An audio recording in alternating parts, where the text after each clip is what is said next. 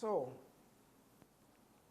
having put in place this new act, our job is to facilitate developers and occupants to build world-class facilities.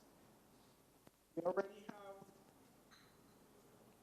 zones like Montego Bay, Casamar, Barnet Tech Park, but as you will see later in the afternoon, we are even moving towards even larger zones based on the interest that we have been seeing. The intention for the regime is to facilitate heavy and light industry, the global services sector, and other commercial activity, and ensuring that where these sites are selected, they have the proper off-site infrastructure to support them. So that includes roads, water, telecommunications, and other urban support services. Now, our intention through this process, what we've gone through, we consider to be phase one. Phase one was getting all the existing zones up to world-class standards. But phase two has to ensure that we are all globally competitive, because we're seeking to attract entities which are not just serving our domestic market. They're serving our parts of global supply chains, and they're parts of companies which are competing with other global companies. We will ensure that we will support you to ensure that our procedures are efficient, cost-effective, and I just want to emphasize one particular point. The special economic zone is essentially a preferential tax arrangement. As such, it provides considerable fiscal incentives to the entities that are granted SEZ status. And as such, getting those benefits comes with certain responsibilities. And you'll hear from our colleagues later from Customs and Tax what some of those responsibilities are. But from our perspective, we also ensure that the workers who are employed in those zones are afforded safe, secure working environments. We also ensure that the environment is not harmed. So once you are part of this family, you will feel proud to be part of that family, right? You don't want to have a situation where because of what is happening in one particular company, it tarnishes the reputation of the entire regime.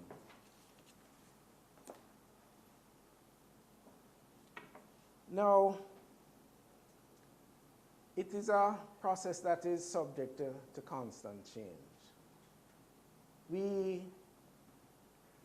go through a process of constantly reviewing what is happening both in our domestic sphere and both what is happening internationally. We also want to ensure that the zones are not developed as enclaves.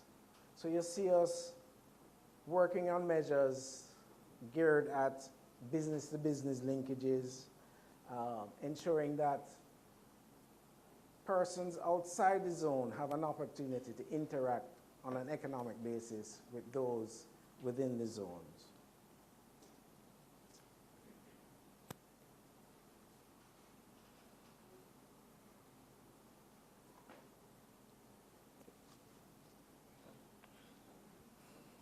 So, the goal of the SEZ regime is not to have a big stick over entities seeking to conduct their business. You know, like Singapore, the purpose of the regulations are to create a regime that will facilitate business, thereby fostering economic growth. It is intended that this will be used as a tool that will catalyze economic development. So when we went through the process of developing the regulations, and creating the regulatory environment. We work closely with experts who had been involved in developing these regulations across the globe. We had several consultants from the World Bank who worked with us. And the aim was that we would have a science-based regime that was geared specifically towards ensuring that the right operating conditions were in place to support business.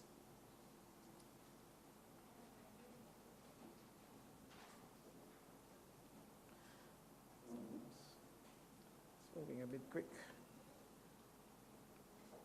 Let me go back to this one.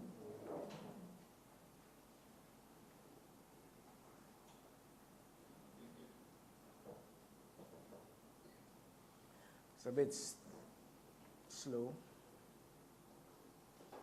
So, for those who are new to the regime, let me just quickly recap. Who are our customers? Under the previous free zone regime, we had promoters and authorized enterprises. But under the new regime, we have developers, occupants, and zone users. Now, developers, the way the act is structured, the primary focus of our interaction is through the developer. As such, you'll see much of the incentives geared towards the developer. There are incentives that flow through to the occupant from the developer. And in the case of zone users, while they don't get much of the fiscal benefits, the Act facilitates zone users who serve to complement the activities that take place within a zone.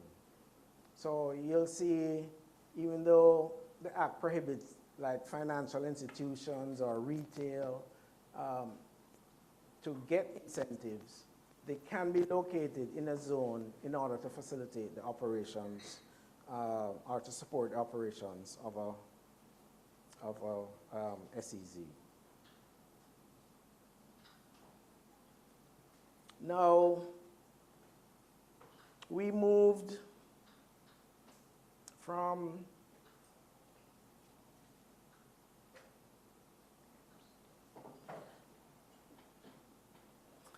this graph, this slide gives you a snapshot of the landscape that we have. There are a total of approximately 151 entities in the SEZ free zone space right now. These occupy about 27 million square feet of land and buildings. There are over 33,000 employees, and total investment to date is over $1 billion US. So by any measure, this is quite a substantial economic space. And as you will see throughout the presentation today, we expect that all of these numbers will grow substantially. Now, when you look at the space, it's dominated by single entity zones. You have quite a few what used to be called standalone free zones or single entity zones, which are spread, as you can see in the map that I had shown earlier. But we also have large developments like Montego Bay, SEZ, Kingston Free Zone, Casamar, Western Terminals. And we have some big specialized zones like the container terminal, Kingston Freeport Terminal, Kingston Wharves, companies like Pick Up Pepper, Walker's Wood. All of these are part of the family. So it's quite a diverse industry, and our intention is to have further diversification in the sector. So most of what you see here are in the manufacturing sector.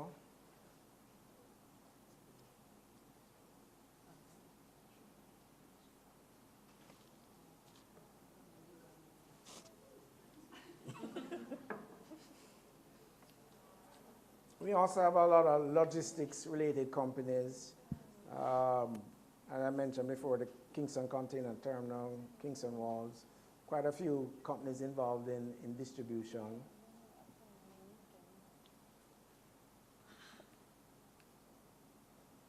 We have global support services, what were formerly called business process outsourcing. That represents about 42% of the companies that are within the space.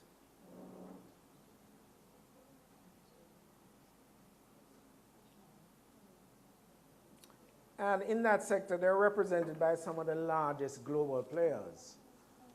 You'll see some of the companies mentioned here. Across the globe, these are some of the largest companies in what they call internet technology-enabled services. And we're looking to attract even more.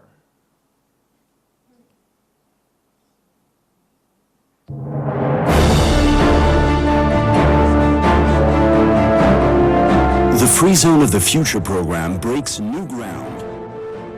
In the current market climate, countries no longer compete on products and services, but on their contribution to the global value chain.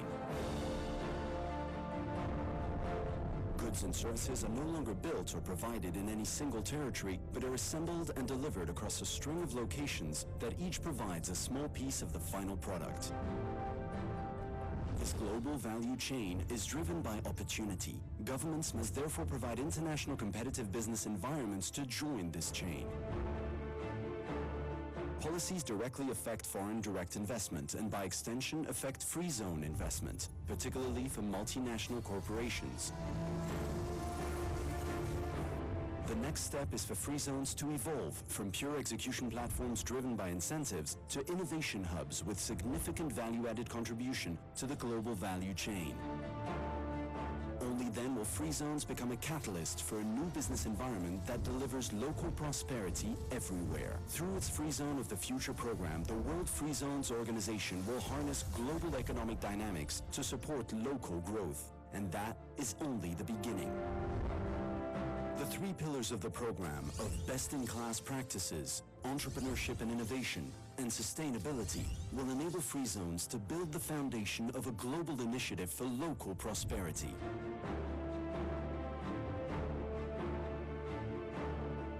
As tried and tested practices with tangible results across multiple industries, these pillars will define a roadmap for the program until 2020.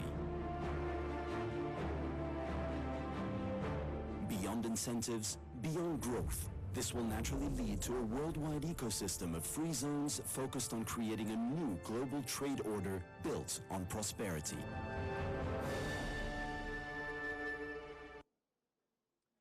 Okay, so I just want to extend my welcome again to you. And just throughout the day, we want to emphasize special economic zones, free zones, foreign trade zones, whatever they're called, they represent 30% of global trade. They're quite a substantial force. So it's considerable opportunity for us in Jamaica. So it's just for us, by doing best practice, to exploit these opportunities. Thank you.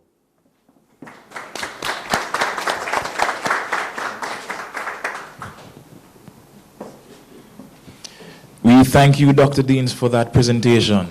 And I don't know about you, but I can't help but feel inspired after Dr. Dean speaks and tells us about the possibilities of the SEZ. Jamaica here is positioned perfectly to be one of the global logistics hubs. We can do so much, and we will do so much, but that's with your assistance. And that is exactly what we're working towards. All right, so we have a slight change of the agenda. Before it is that we take the next presentation, which would have been from the Business Acceleration Center, we will have instead the developer and occupant rights being explained to us. And that shall be done by Ms. Chantal Bennett. So before that presentation, we're going to have a 15-minute break so that everyone can get their coffee and be freshed up. So the coffee and refreshments are at the back, and we'll return in 15 minutes. Thank you.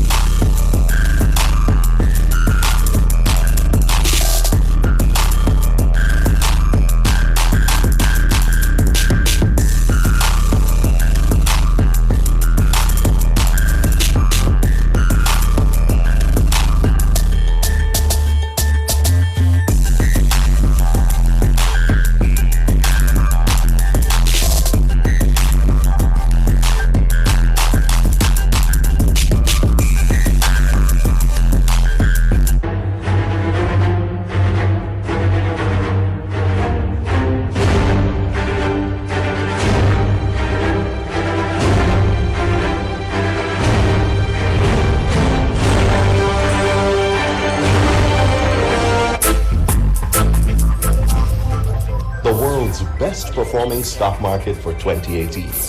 Ranked the #1 place for doing business in the Caribbean and 6th in the Latin America and Caribbean region. 16 consecutive quarters of successive growth, restoring the country's macroeconomic stability. This is who we are. Positioned to birth an ecosystem of special economic zones on approximately 3,900 hectares of land, augmenting our economic position with investments and job creation, and advancing our integration within the global logistics chain. Spearheaded by the Jamaica Special Economic Zone Authority, Jamaica is being positioned as a powerhouse in the areas of research and development, transport, trade, information technology, and environmental protection, where we have maximized our unique location by implementing alternative energy solutions, all at once nurturing the competitive business environment. We are future ready, and this is how we're getting there. We invite you to partner with us on this journey. Bordered to the north by the city of Kingston, to the west by Hunts Bay and the municipality of Portmore, and to the south by the Palisado Spit, the 16.9 kilometers long and 3.2 kilometers wide Kingston Harbor is a point of exchange for business, leisure, and recreation. A glance across is the Norman Manley International Airport, one of our gateways to the world, a meeting space of cultures, and the very first taste of our own. In unison with these is our expansive road network with island-wide access points, a work of art, yet another indication of our intent to bolster our global capabilities. The Logistics Hub, a catalytic undertaking interconnecting people, products, services, money, information, and sectors from all walks of life. Jamaica, a business paradise, the place of choice for the 7th staging of the World Free Zone Conference in 2021. Host city Montego Bay will be catering to over 2,000 attendees at the favored convention center that boasts architecturally smart facilities meeting international standards of comfort and convenience. Located on the cusp of the elegant corridor, the Montego Bay Convention Center stands just 10 kilometers from the leading tourism gateway to the island, the Sangster International Airport. It is also parallel to the Hyatt Ziva Rose Hall, the resident hotel for the conference, and a diverse assortment of 5-star accommodations which features rooms, services, and food that meets every taste. This is a taste of our Jamaican sunshine, spotlighting our social shopping experience and entertainment offerings seasoned by island flavors. Jamaica the thing there. Jamaica is where it's at. The World Free Zone Conference 2021, your gateway to exploring opportunities for doing business in paradise.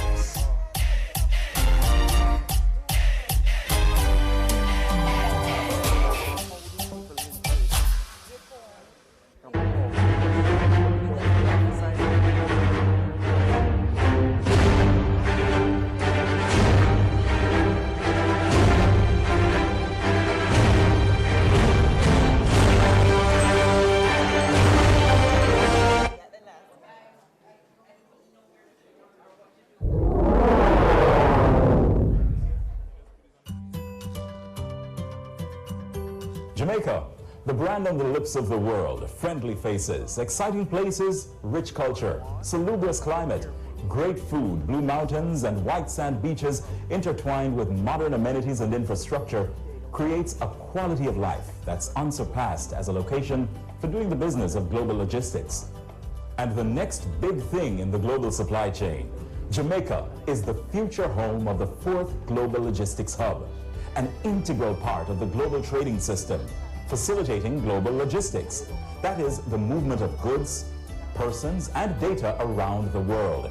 It will complement and complete the global supply chain and operate on the scale of the existing hubs, Rotterdam, Singapore, and Dubai.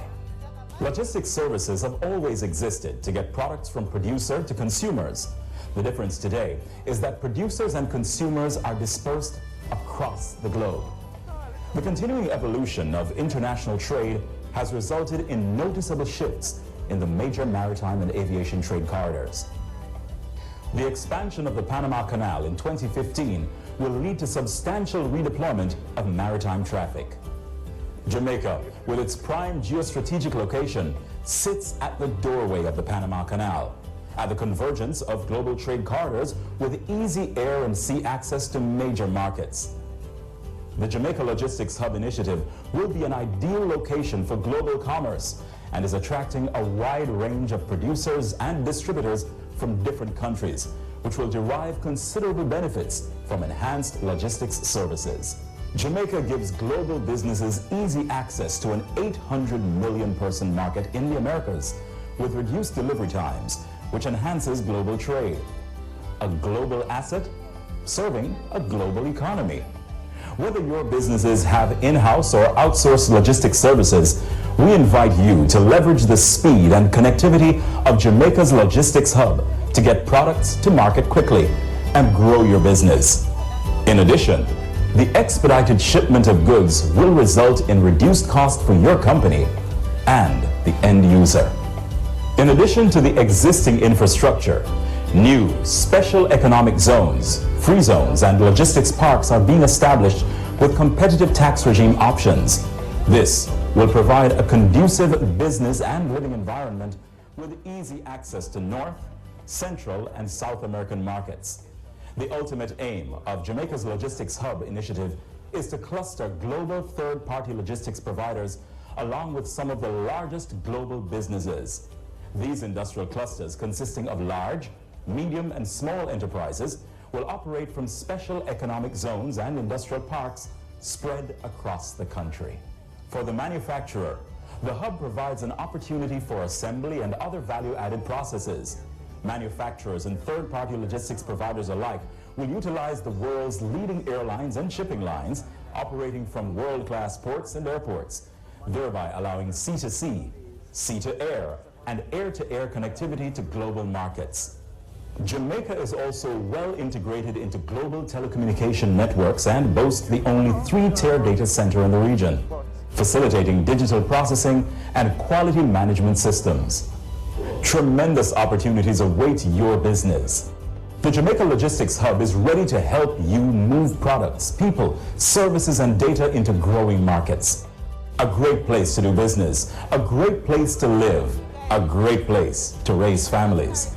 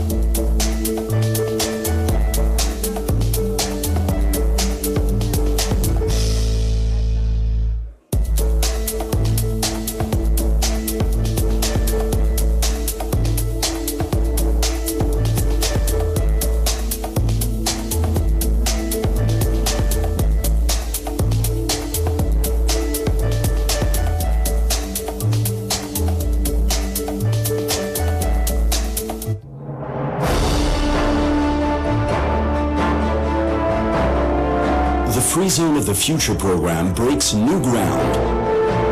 In the current market climate, countries no longer compete on products and services, but on their contribution to the global value chain. Goods and services are no longer built or provided in any single territory, but are assembled and delivered across a string of locations that each provides a small piece of the final product. This global value chain is driven by opportunity. Governments must therefore provide international competitive business environments to join this chain. Policies directly affect foreign direct investment and by extension affect free zone investment, particularly for multinational corporations. The next step is for free zones to evolve from pure execution platforms driven by incentives to innovation hubs with significant value-added contribution to the global value chain. Only then will free zones become a catalyst for a new business environment that delivers local prosperity everywhere. Through its Free Zone of the Future program, the World Free Zones Organization will harness global economic dynamics to support local growth. And that is only the beginning. The three pillars of the program of best-in-class practices, entrepreneurship and innovation, and sustainability will enable free zones to build the foundation of a global initiative for local prosperity.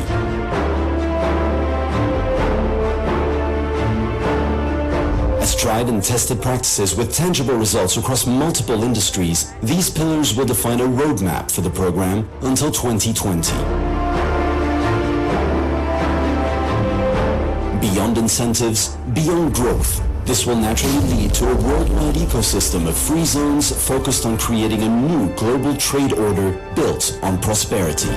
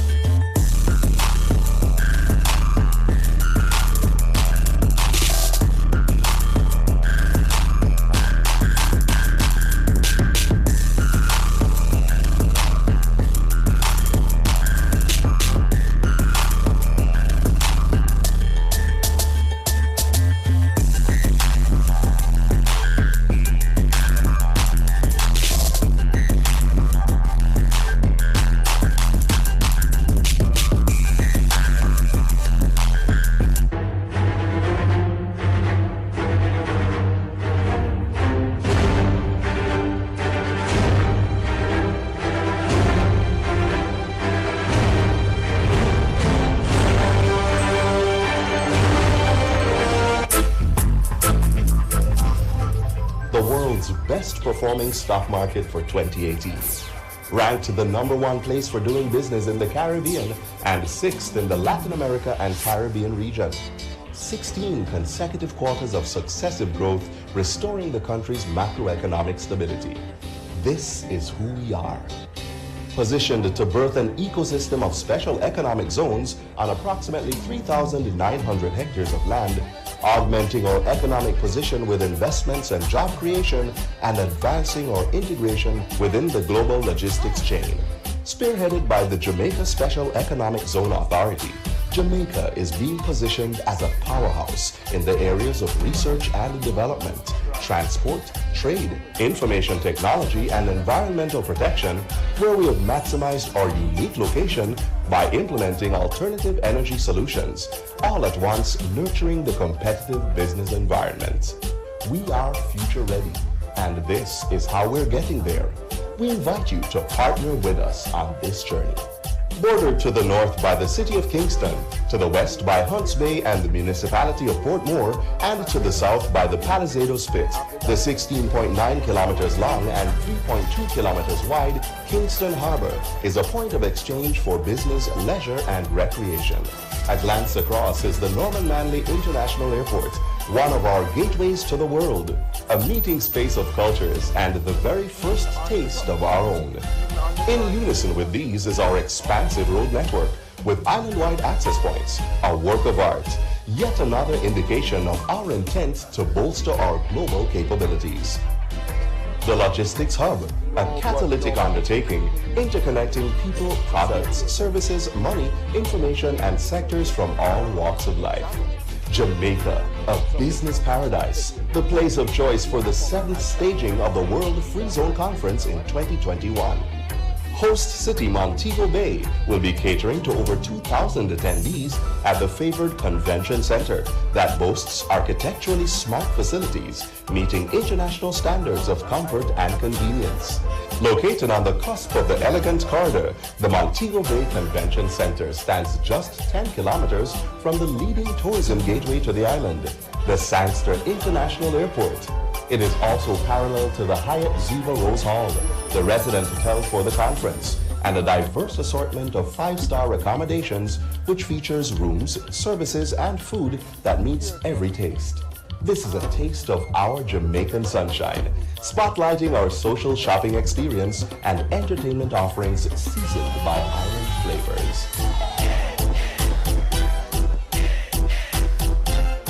Jamaica the thing there. Jamaica is where it's at. The World Free Zone Conference 2021, your gateway to exploring opportunities for doing business in paradise.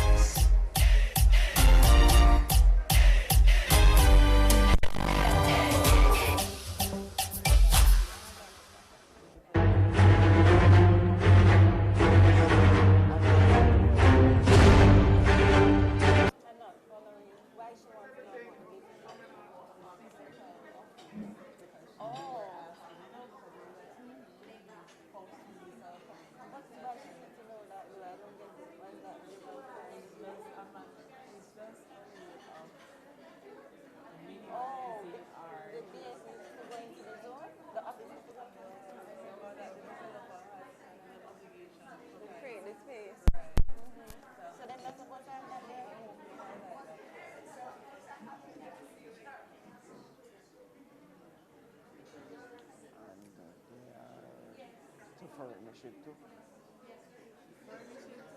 If you direct, so we're supposed to just walk in the building. You have the right to access, access, but there's another section to speak about space for customs, accommodations. This is the one. Good morning again, everyone. Morning. Now, I'm hearing a lot of discussions going on, and I see the networking, so that is wonderful. So a part of being, well, one of the benefits of being within the special economic zone regime is that there are several obligations and there are several rights of each occupant and developer. Now, coming to us right now, we have one of the officers from our legal department who will be explaining the rights and obligations of the occupants and developers. Please help me welcome Ms. Chantal Bennett.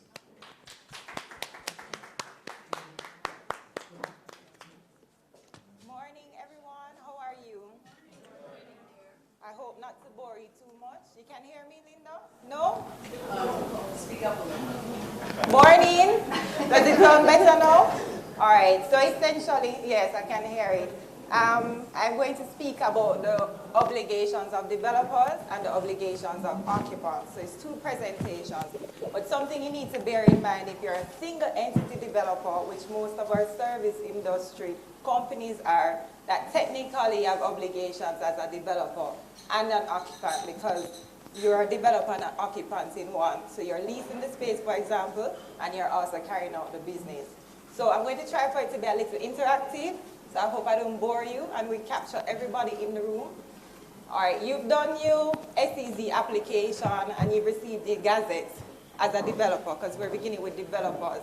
Before you would become a developer, what are the two final documents that you would need? So you received your gazette. What more do you need to be a developer? And you can answer. Exactly.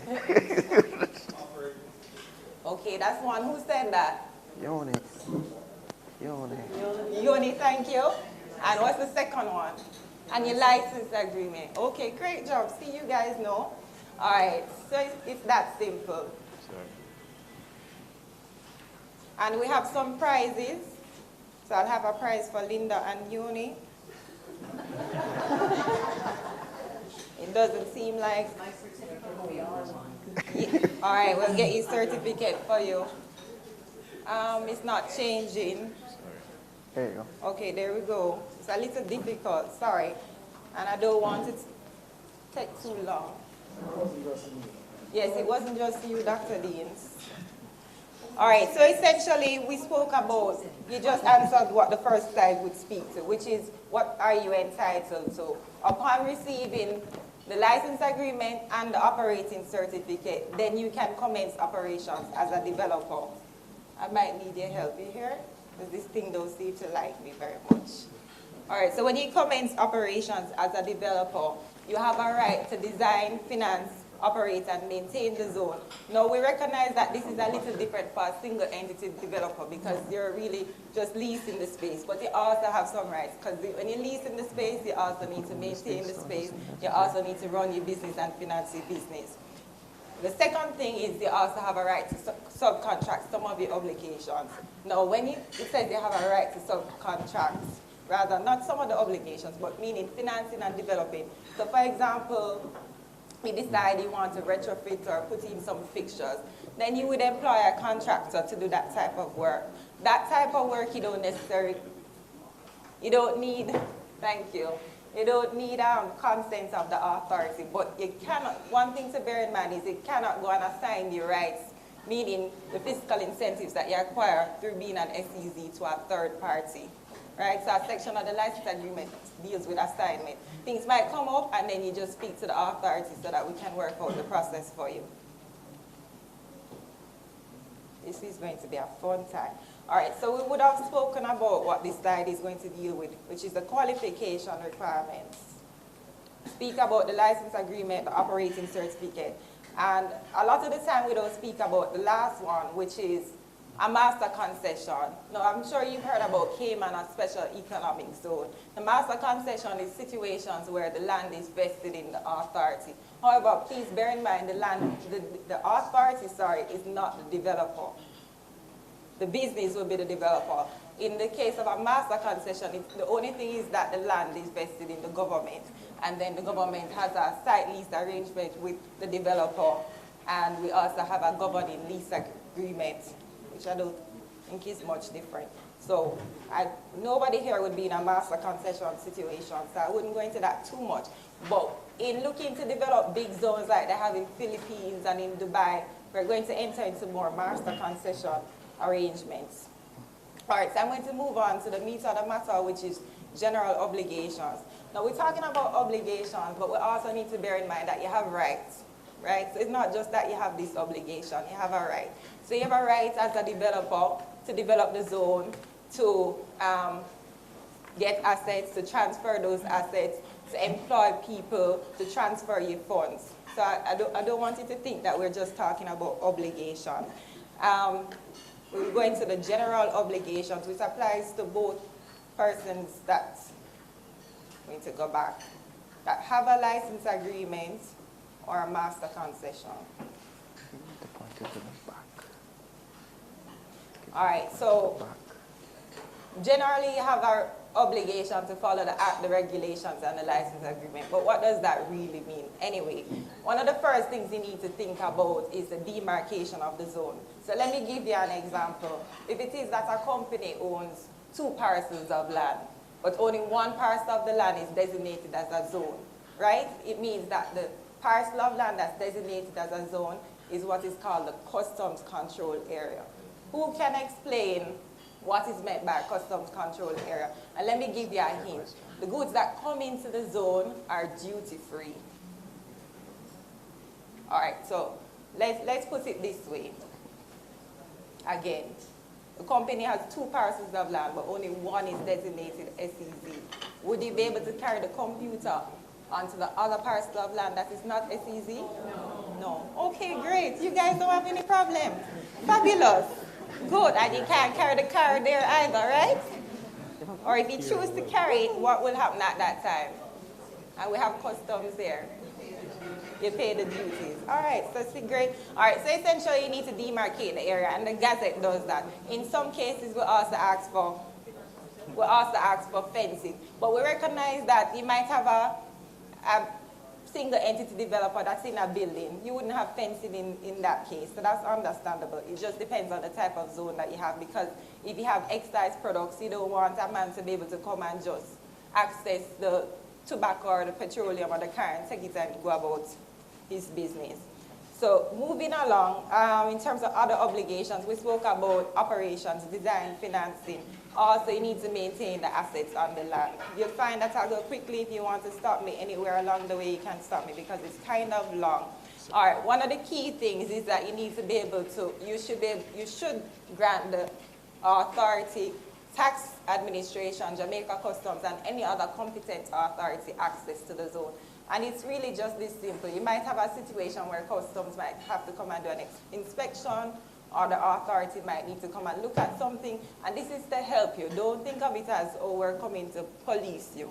We're working together to improve, and it's important to understand that special economic zones are new for Jamaica, but special economic zones are big around the world, and it leads to economic growth. So it's beneficial to you, the developer, it's beneficial to the authority and Jamaica to be able, for us to work together and to be able to have that inspection or access to the zone if necessary, right? And the other point to bear in mind is security. So I have a responsibility to provide security, and it goes back to what we've said before. If you have, so if you're not a goods-oriented company, you're doing services, you have employees, you have products there or assets that you need to protect, so you need security. Also, different things can happen in the zone, just like a regular down the road, things can happen there. And you have to think about public relations. So it's important to have security in the zone. So I'll move on to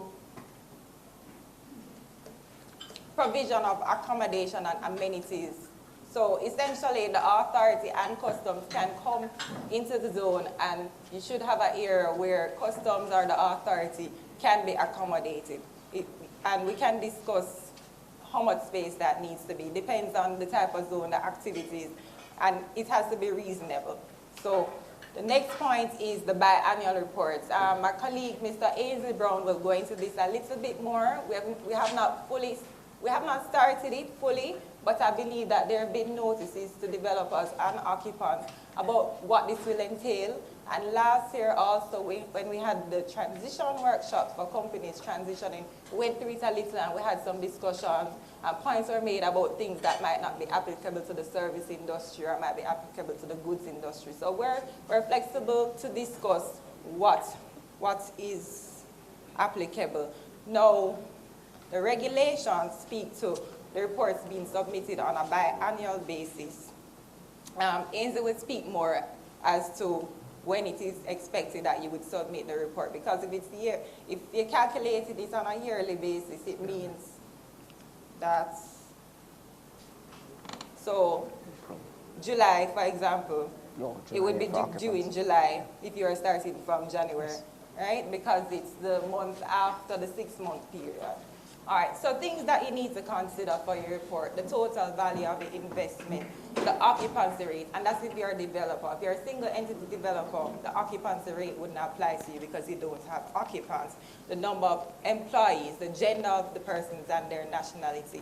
And these are things that it's expected you would have from the get-go, so there should be something new. I also understand from persons that were in Kingston Free Zone and Montego Bay Free Zone, this thing don't like me, no, that you would do reports to the Kingston Free Zone Council from before. So for some people, this shouldn't be new, it just might be a little bit more detailed. The report should also speak to the utility service that's available. And this is really if you're a developer with occupants. Also for a single entity too, because you're going to have utilities, but it's a little different as you go along. We talk about the number, size, employment, and the level of investment. All right, so in terms of sales, whether or not it's goods or services, this would apply. What's the volume and value of the sales? And we also look at any other information. And Ainsley will go into this some more. So if it is that you're manufacturing, then the machinery and the equipment would be relevant. And over time, you might get more machinery, you might get more equipment. And I don't want you to think about the reporting as being burdensome, but the reporting also helps because we're looking to build Jamaica. We're looking to see what do our SEZs have, what can they offer, and we want to put this worldwide so more investors come to Jamaica. In addition, when we know about challenges that companies might have, we have the business partner and the business acceleration center that helps you. So when you do report, if we know that, for example, there was a company that came and said, you know, when they just came to Jamaica, they were doing so well, and now a lot of the employees left, no, they're not making as much money, so now we have to look at how we're going to help them. If you don't do your report, if we don't have the conversation, then we don't know that you're having these problems. So you can look at it in that manner. All right, I won't go into this too much, but if you're a developer and you're doing it over a phase, you would have a time schedule to say in phase 1, you would have constructed this building, you would have employed this amount of persons, etc. So that won't necessarily apply to everybody. We finish all my Right, so I'll move on. I'll go back to that one. All right, so these two deals with if you're doing construction works, and we've had several conversations about what is construction works. Now, some people might actually be building, like a BTP Lot 3 and BTP Lot 9. There's a big build-out, while some other entities might be going into a building that already exists. In that case, you're just doing retrofitting. So it all depends on what you're doing. The last one is basically to operate the zone on a non-discriminatory basis. So where you have occupants and zone users, you have to treat them equally. You shouldn't be treating one occupant better than the other for whatever reason, because these are all your clients, essentially. And we don't talk so much about zone users, but you also have a responsibility to those zone users, even though they don't access the general fiscal benefits that you might access. You're providing a service to them, so they must get utilities, etc. All right, training, to provide the level of technical training to all workers in the zone. The training is beneficial also if you look at the first schedule of the SEZ Act, as they can get reduction in the corporate income tax when it relates to promotional tax credits. To comply with labor, occupational health, and immigration obligations. So we have a lot of international companies, and they'll have maybe foreigners that come in to do different things. You know, if you talk about PICA, that's the Passport Immigration Citizenship Agency, sorry, and you have the Ministry of Labor, they must have a work permit. You can't be bringing in the person that they don't have a permit. And you talk about occupational health and health standards, you don't want a situation where you have a zone and it has a hazard in there and then it causes problems for the people that work there, or even the operations of your zone on a whole. And then finally, you're required to pay taxes, etc. and license fees, which everybody loves, right? All right, I'm going to move forward. So not to go too much into license fees, but when you look at it, it's about regulating the industry and also getting a benefit and there being something for the benefit because of why SEZ came in the first place. SEZ is highly monitored by the OECD, and they look at base erosion and profit shifting. So they want to ensure the companies in SEZ are really not just shell companies, that they're actually doing economic substance. And another part of that is that you must actually be doing something to contribute to the country, economic growth. The last set of things are general things. So if you're a company, you have financial obligations, you have to do your company filing every year. In terms of transfer of occupancy rights in respect of land. So if you own these lands and they've been designated as SEZ lands and you decide that you want to transfer it to John Doe, the land is designated as an SEZ. You can't just transfer it to John Doe. John Doe is not going to get the SEZ benefits like that. You need to speak to the authority first, and we'll go through a process. We've had clients that have sold their land, want to lease it back afterwards, and we've found a way to work out that scenario. Some of it is novel, and we just learn as we go along, but we do facilitate that. So I'm going to move along. If you have any questions, you can let me know. All right, so if you have a zone that has, like service industry, where you have a concessionaire, so you have food, you might have an emergency, so that's where you have medical. When we talk about training and the promotional tax credits, you would have training facilities. Finally, the last two, but I hope I'm almost there, is to provide commercial information to the businesses and also to coordinate with the authority. And the authority does work nationally and internationally. So this slide now deals with environmental obligations. Yes, you're there. Yes, you might have sewage, you might have water. You still have obligations as it relates to NEPA. And the authority has a business acceleration center that has been helping clients who need a NEPA permit. So if you have any issues there, you can also always reach out to Lycia's unit. And you need to bear in mind, why this comes up is because, say for example, we have a shipping company, and that shipping company might, well, the ships use or the boats use oil or petroleum, and sometimes you can have leakage in the harbor or in the sea. So it's important that you realize that you should not cause pollution, and if you cause pollution, that there are consequences for that. All right, so I'm going to move along. This deals with the master concession, which we spoke about a little bit earlier. I won't stick with this too much, but basically, you must pay the lease agreement and you must convey any assets to the authority as required based on the agreement you would have with the authority. All right, so also, you're to coordinate with the authority in terms of zoning, landscaping, construction works. Again, this is if you're constructing. And insurance. Most of you who have done developer agreements know you need to have public liability, employer's liability, and property liability insurance for the zone. And why you think that is? Anybody knows? Why you need insurance for the zone? If you never had insurance before, why you need it now? Nope? In case of an accident. Okay, I guess Yanni, you'll be winning all the prizes today. Thank you very much. Any other ideas? It's a business you're running and you're employing people, right? And there might be, as he said, an accident. Property, you might be, if it's not service industry, think about Kingston Wharves or Kingston Freeport Terminal. Theft. Thank you. All right. So we're gonna move to the last slide.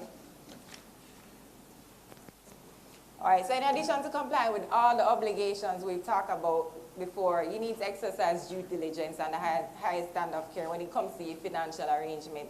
So if you look in the Act, one of the things that it talks about is to ensure that the entities within SEZs are not doing financing of terrorism and those type of activities. And again, this is connected to the OECD. Because again, you know, Jamaica has international obligations, and you don't want to be said that, oh, we have investors coming to Jamaica that are carrying out these acts contrary to the law. So this is it for the developer. If you have any questions for the developer, you can let me know. In terms of consequences, we talked about rights, we talked about obligations, we talked about, now we need to talk about consequences. The consequences are, if you breach the obligation, you have a right to due process. There is a hearing. The Act and the regulations have a section on dispute resolution.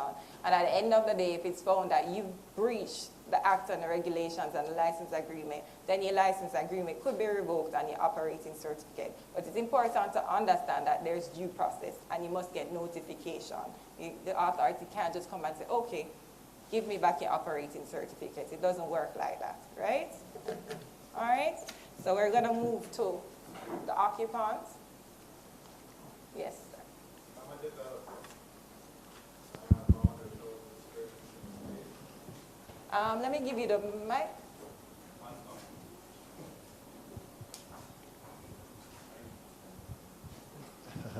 If I'm a developer and I have 100,000 square feet of space and my occupant moves out of the facility, do I still have to pay the license fees for the 100,000 square feet of space while I find another occupant? Yes, to answer you.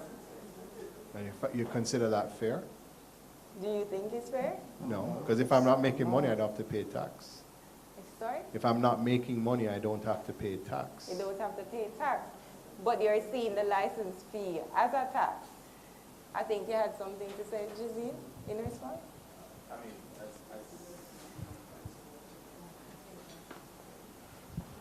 there's a difference. I was going to say that I understand. You can hear? Can you hear me? All right, just talk.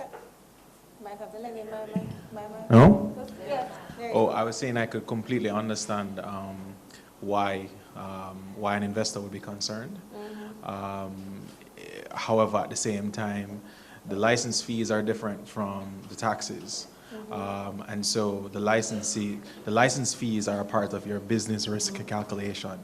So if it is that you are in a tricky position where you're finding out that your tenants and all your occupants are moving out, then it may be in your best interest to have a conversation with the authority to bring your license to an end with a possible potential of resuming that license so that you're not charged within the period for which you don't have any occupants. So, but at the end of the day, it's a consideration that you have to make. In that if the occupants are out, you're going to have to pay the fees regardless. But at the same time, if you're not licensed, you don't have to pay the fees. So if you want to bring your license to an end, you can bring your license to an end because your license as a developer is based on the agreement between the authority. And if the termination clause, which was negotiated with the authority, provides you with the opportunity to bring your agreement to the end, then I would recommend that you bring that agreement to an end for the year that you don't have to pay the license fees.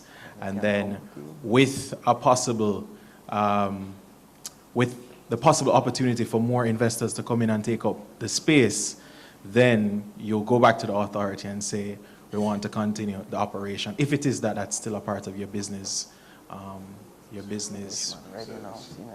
So you're basically acknowledging that there is some form of, you can pay based upon the occupancy. You're acknowledging the fact that the authority is a promoter. Its success is getting more people, and flexibility is, these are the sorts of things that provide the flexibility. Now, if the fees are to pay for the operation of the authority, then obviously, you can't suddenly have things cut in half. So that, there is an issue here, but I think it should be on the basis of over a period of time. Maybe it's not a year, but over X months, if you have a transition. Certainly you should look at that. Some mechanism where you don't lose the money quarter to quarter. Because you want to get paid, yes, ma'am? Yes, sir. Thank you, Jazeen. And what's your name, sorry? It's okay, I'm not. Okay. All right. No problem. All right. Thank you, Giselle. I think maybe you could come and work for the authority, right? No. And thank you very much. But essentially, the answer is no, meaning the licensing fees for the area that is designated. That's why in some cases we've said to clients where they've said, oh, we're not using that area, oh, it belongs to whoever. If it is that legally you can designate a smaller area, then we designate the smaller area if you're not using it. So it's not so, I like Giselle's example, but at the same time, practically, I'm not so sure how straightforward it would be. But in the license agreement, there is a section for termination, as he said. But the license fees are due at the beginning of the year, and they're not refundable. So that's a trick. If it's in the middle of the year, then you have to consider, okay, what do I do? But in starting out as a developer, it's a cost-benefit analysis, and it's a risk, right? So if you lose an occupant, our responsibility, and we also work with JAMPRO, and we have the business partner unit, is to help you to get another occupant. And in terms of, if you're a developer, like, let's use the BTP example, and you have a phase development. So for phase one, you're supposed to be building one, and you're supposed to get those number of occupants. They're commercial milestones, and you're required to meet the milestones. If you can't meet them, then you come back to the authority, and we have to look at the arrangement to see, is this feasible for you? So that's the bottom line. So in good governance, I'm a board director of Montego Bay Free Zone, and they're about to have 100,000 square foot available. So if anybody's looking for space, because they've paid a lot of fees and no occupant, because the occupant is moving out. I'm called Valerie, who's sitting in front of me. So, and as you are aware, Yanni, space in Jamaica is a big issue for us as SEZs, and a lot of people want space and they don't have any, so I think that we could look to see who could fill that space, or even more than one company to fill that space. So we can have that discussion, right? I'll put you to Licia. All right, so if there are no more questions on the developer, all right, Linda. Okay, so as you are, Chantal, as you are well aware, Conduit, we have had to apply, we've had to submit 9 applications. Some as developers, some as occupants. Has the authority given any consideration to the developer concept, in the sense, and let me explain. As you know, we don't own, Conduit does not own 1 inch of real estate in Jamaica, but yet we have been forced to apply as a developer because our landlords have selected not to. So is there going to be any, or is there any consideration for perhaps a 3rd category for those of us who wish to get SEZ status, but yet we do not own any square foot here, so that we do not have to pay the developer fees and the licensing fees? That's so unreasonable, Linda. All right, Linda. I'm just going to take this one, and then I have to move to the occupant. But essentially, I can do the occupant one and then take your question after, right? Because I think I have a limited amount of time. You can bring up the occupant one for me, Kevin, and then we will Centerfield Elephant Group, right? All right. We're looking at the legislation, that's one. But to start off with Linda, a developer does not have to own the land. A developer can lease land, which is what is happening in your case. And you're a single entity developer. So it's how the business is structured as being a BPO company. So we wouldn't say that you were forced to apply because it's your structure, and also because the landlord is not a developer, right? But to answer your question, I think we'd have to look at more, perhaps, Conduit being an occupant in zones. So, for example, the more zones we build out, it's better. Space is an issue.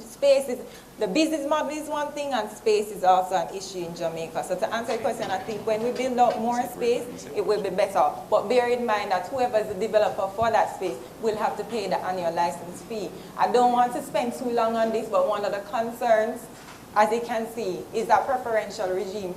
The government cannot be giving something for nothing, which is what free zone was. But anyway, in a way. In a tax. No. Not anonymous. You mean government give something for nothing? Governments have nothing. We give them. Yes, I agree with you. What I meant was that what we talked about before in terms of base erosion and profit shifting, it cannot be seen that we're just giving tax incentives. Yes, the companies, there's economic growth, but you have to show some substance. So forgive me for the earlier comment. It was not to mean that, everybody got everything and that was it. So my apologies on that. So Linda, we'll look at creating more space, seeing how we can have more occupants, and that should help. That should address the issue. Not to focus on this, but it was, as you know, one of our landlords is a government entity, and they refused to file, right? So we were forced to file, which I think is an issue also. So all I'm asking for is the thought to go into perhaps a third category, to where if we have a landlord who refuses to go to transition, we as the occupant do have an opportunity to where we don't have to pay the 20 cents and the 5 cents and, the developer fees. That's all I'm asking. Okay, no problem. And we'll take note of that and look into it. All right? So we can move forward? All right, so as I said before, dealing with the occupants, the single entity developers are really developers and occupants in one, because you're leasing the land or you own the land and you're also carrying out a business. So before we spoke about developers and said what you need to be a developer, what do you need to be an occupant? Is anyone aware? I think you won all the prizes already.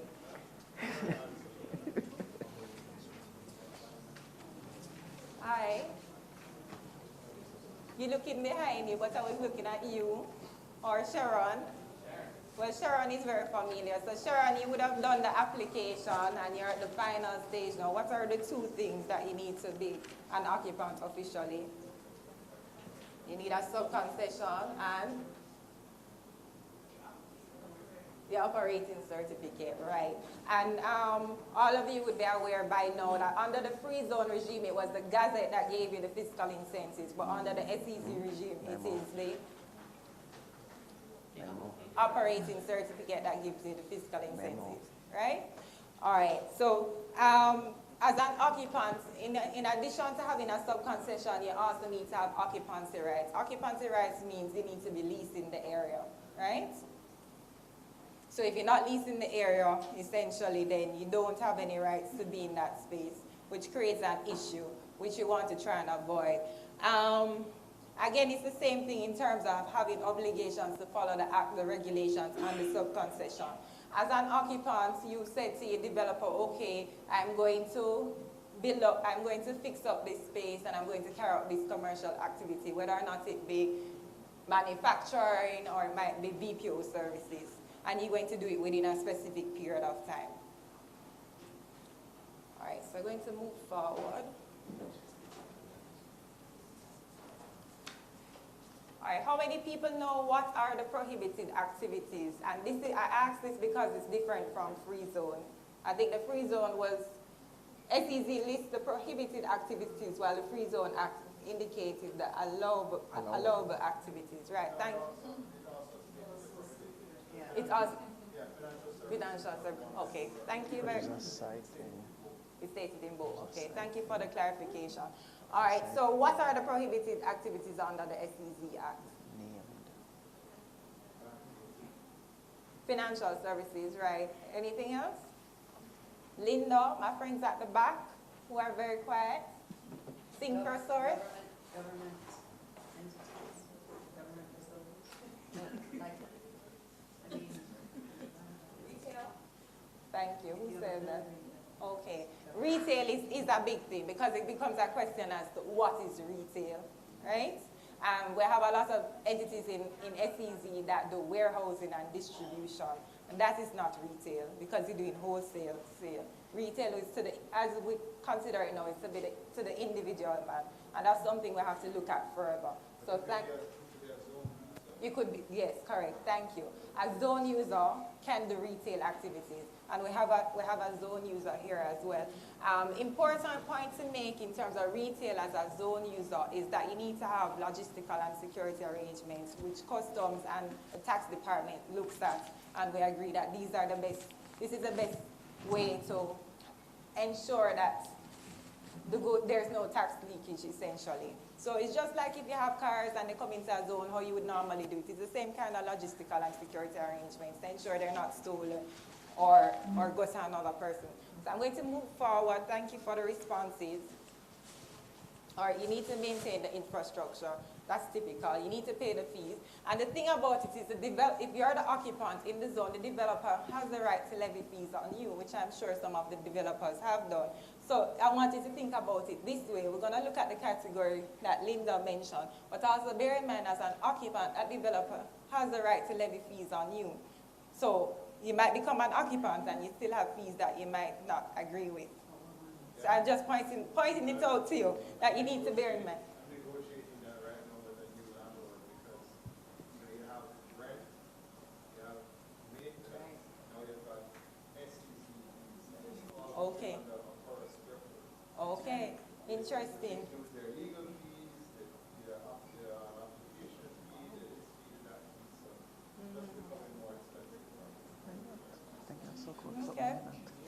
All right, so training. Before we spoke about training, it's the same way the promotional tax credit applies to the developer, also applies to the occupant. And this is a way to reduce, and Celia will speak about it more, the level of income tax that you pay. And also because you want to train your workers and they need to, it's better for you as a company to have trained workers, and it's better for the country as on a whole. Occupants also have a report to do. The report is different for occupants in that it's quarterly and also biannual or annual, right? So quarterly and annually. All right, the things that are required to be in the report, going to the... Sorry, quick question about the report. If you're an occupant and a developer, like... You want... everybody can hear you? Can you hear him at the back? That's what I was going to get the mic. That's what I was asking. Thank you. Yanni, I think you and I are on the same. Yeah. So if you're an occupant and a developer, like Lynn is and like I am, and I'm sure others in here, with the reporting, because the developer is biannually and the occupant is quarterly, so we'd be required to do the developer biannually and the occupant quarterly? Or is there some type of concession for a mixed use? Yes. And is that per license? All right.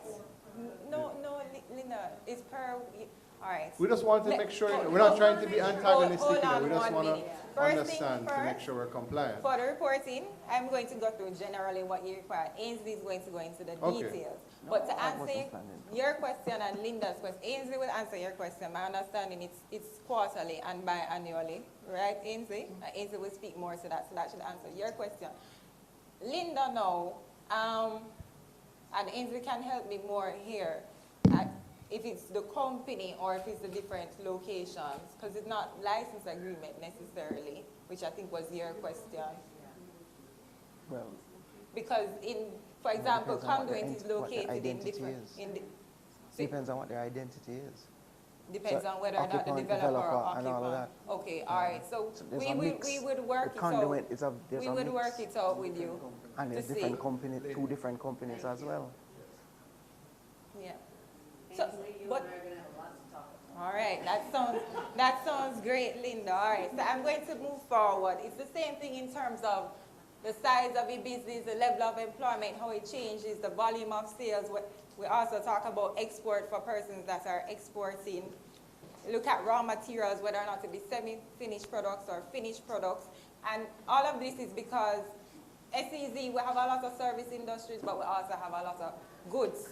And because of how we want to expand SEZ into pharmaceuticals, different industries, these different categories will cover the different types of businesses that come into SEZ. So look at your waste stock, your products, and Ainsley will go into it more, and any other information. Last year, we had in the transition session, we had the form which we spoke about briefly, and we asked for comments. So for persons who gave their comments, they would have been taken into consideration at that time. All right, this part now deals, and we can discuss them more when Ainsley comes up. This part deals with the annual report. I don't know how you guys manage this thing, you know? It's so difficult. All right, the 15th day of the first month of each financial year. This is the annual report, and you submit it to your developer. As we said before, Yanni, you said you've been in you're connected with the free zone, so you would be aware under the free zone regime where reports were done at that time, right?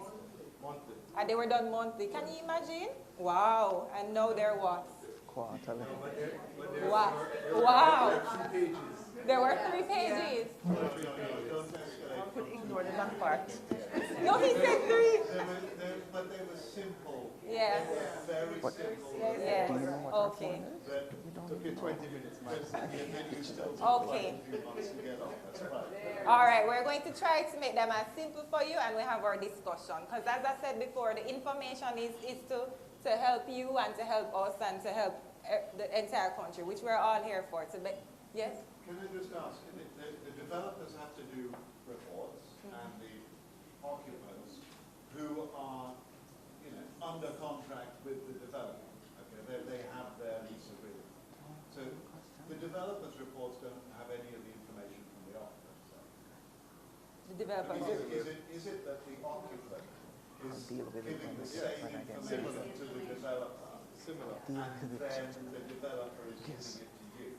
Or is it going 2 ways? We really only need to give it once, sure. Right. I'm going to allow Ainsley to have that discussion with you, as that is his area, and he'll be able to fully explain that to you. And you see, I've taken a lot of questions, and Elephant Group around there haven't taken her question. I can't forget her, so I'm going to allow her to ask her question. So, I think, let me get the mic for you. I have a few questions, actually. Kind of piggybacking on Lynn and Yanni's questions. So for Centerfield, we're forced to apply as an occupant and a developer because we're located in multiple areas. One of the challenges that I see is if we have a registered building at site A, and let's just say site B is literally 5 steps away, I have to apply for both, as opposed to maybe an extension of the license for site A and site B. I'm not sure if that's a category that we should look at, because what happened is essentially it's one entity. So if you talk about reporting, are we reporting on Kingston only, or you reporting on Montego Bay, or you giving numbers for Centerfield, Jamaica? So it's like, it's somewhat confusing as a developer and an occupant. The reason why I said maybe we should look at extension license, because again, as you know, it's a production-based environment, so you grow fast. So there's availability, not a lot of space, especially Kingston. So if there's a building literally 5 steps away from your business that's registered and full SEZ, do you now have to go through the entire process for this building that's next door? Or can you apply for an extended license? That's the challenge that I find. And now when you think about each entity standing as a standing zone, there's just too much information that I think you guys are asking for. You talk about the report. The report was very simple from the free zone. You think about the report that you guys, in the sample report that you guys provided, I think it was 6 or 7 pages. And then you have to do 6 months and 1 year. So I'm just trying to figure out how best to simplify the process when you have an occupant and a developer for one company. All right, thank you very much. As I said before, in terms of reporting, Ainsley will go into that some more. But things to bear in mind in your case, and I don't want to get into too much of the details. Right. Yeah, I understand. So in terms of, we have expansions when you're a developer and you decide to expand. So you might be in one location and located and move to another location. It's a little tricky because we're going through transition and free zones, but when you become SEZ, you can choose to expand to another location, and in that case, you have an addendum to the license agreement, which various companies have done. Because your case is a little different because you're a developer in one location and an occupant in another location. But something that we're developing now, because we hear the concerns and we're looking to advance, is if, for example, and this would have helped, for example, for conduit, which we learned from and we know we're working on, where if you have some of the information already, you don't necessarily ask for that information. But you bear in mind that if the company is going to a developer, the developer should have that information. So I take your points regarding the extension, the addendum to the license agreement, and we can talk more about that in terms of reporting.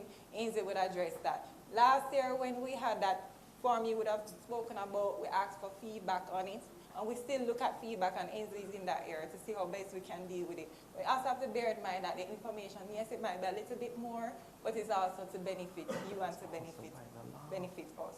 So we'll look at that, and you see I started writing to write all the different comments, so I can go back and look at it and see how best we can move forward to ensure your business is prosperous and we do our job as regulators, right?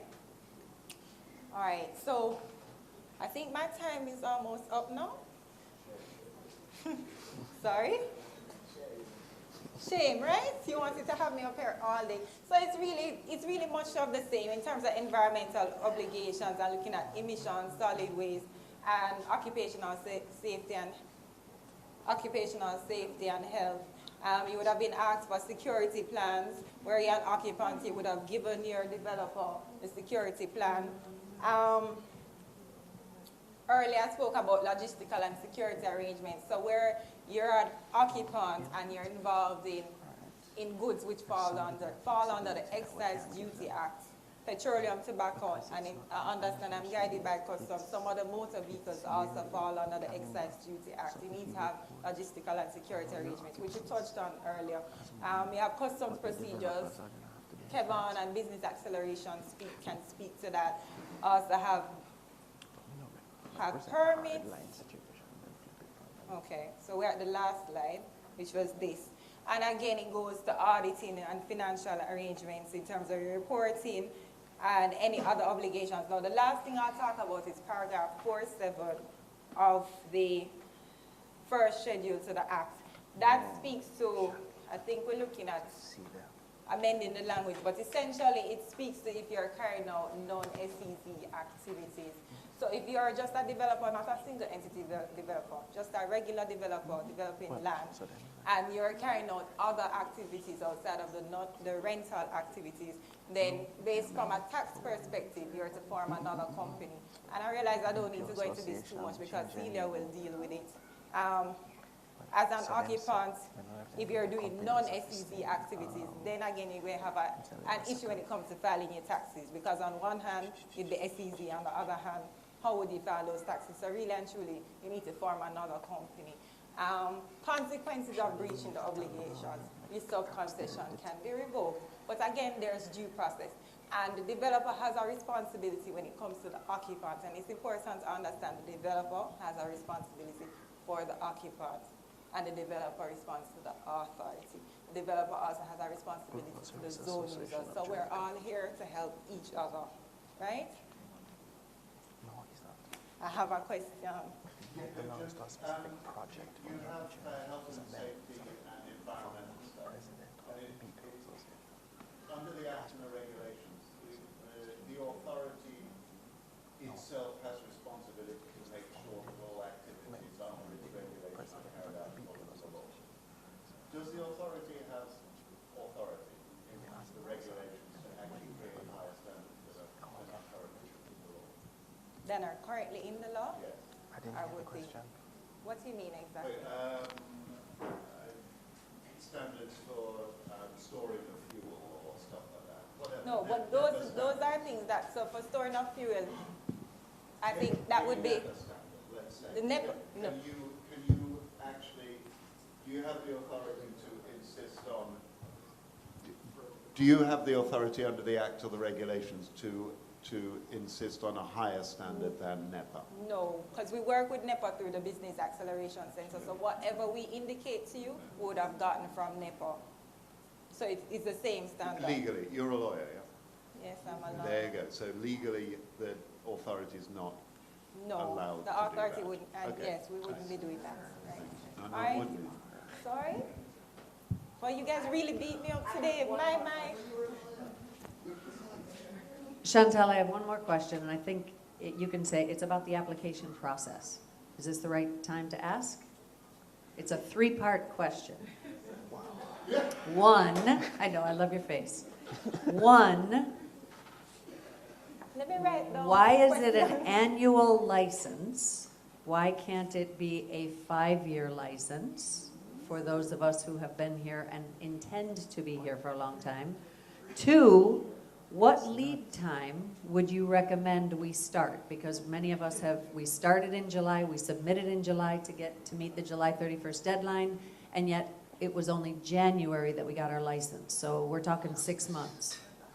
Do you anticipate that lead time, or do you recommend we start 6 months out again when our license expires on December 31st? Give me the third. Also, the third one is, will the reapplication process be as laborious as the initial process? All right, so let me answer you quickly. And documentation not yet expired, previously submitted, do we have to resubmit them?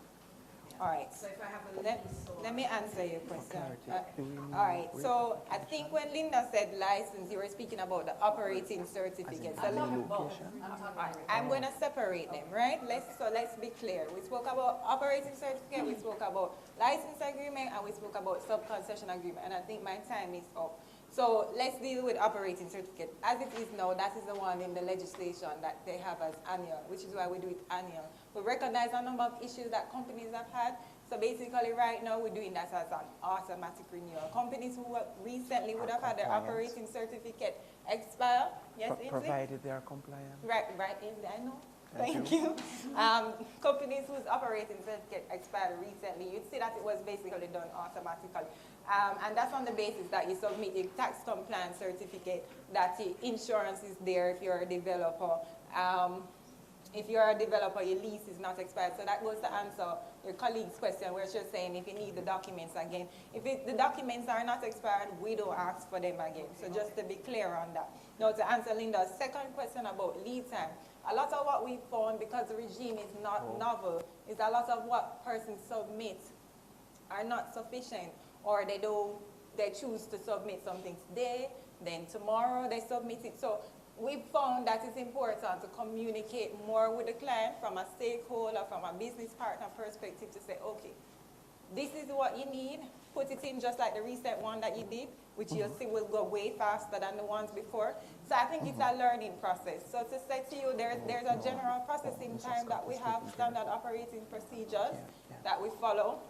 I don't remember the exact time, but I would say no, not 6 months. If you're submitting everything you need to submit, then it should be smoother, and we're looking at ways to make it shorter. So you get your license agreement from the beginning. But in your case, where you're already in the system, it's not going to be so difficult. For a new person with a new construction, it is going to be a little time. But there are people who've gone through the system very quickly. So it all depends on the situation, to answer your question. Right? I hope I answered that one. The third one was the reapplication process. And that sounds license, right? I said license agreement separate from operating certificate. Now, the way the license agreement is set up, it has a section on extension, or rather renewal of the license agreement. So, and what we've done is gazettes for more recent developers do not have a date that the license agreement expires in there. So basically for more recent developers, it should be a short period of time. When you say short, you mean 30 days, 60 days? I'm not going to give you a time here, Linda. We're working out the procedures, and we're going to try to make it as short as possible, and we'll let you know. Also, if you recall, in the license agreement, there's a period of, and Giselle can help me here, where you notify from before that you want to extend or renew the license agreement. So that gives you enough time anyway to avoid what we have here. What we really have here is because the situation is novel and we're all learning. Right. So we're creating ways to just reduce the time. I hope I answered all the questions. Answered your own? Yes? All right, and we'll talk some more after Linda so we can address all the queries. And I think you will have another one for me. No. Yes, sir.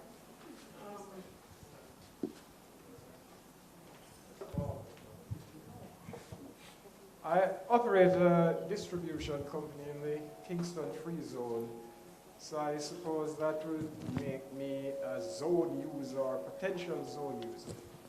Now, I had a lease with the Kingston Free Zone that expired 31st December last year, but I had submitted an application to transition to SEZ. Right now, as we speak, I have no locus standi, so to speak. When would I hear something? Okay. All right. We met earlier, so I know which company you're from. So I'm not going to that, but you're a zone user, which we discussed earlier, and you should be getting an authorization letter, I would say about late next week, which would give you the locus standard understanding. Yeah? So, and if anytime you have issues, you can come to the developer, and we can also speak with business partner to just update you as to where we are and move it. Stakeholder, thank you for the correction, and just move it along for you. So we're aware of that matter, and it's being addressed. Yeah? All right, thank you everyone. It's time for me to go now.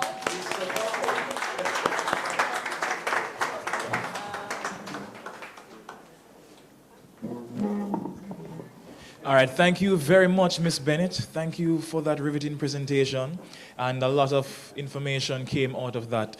Before our next speakers come to us, I just have one quick question to ask. And following in Chantal's footsteps, I just want to know if anyone here can tell me the name of one of the founding directors of the Business Process Industry Association of Jamaica. Yes. Our president. Our president.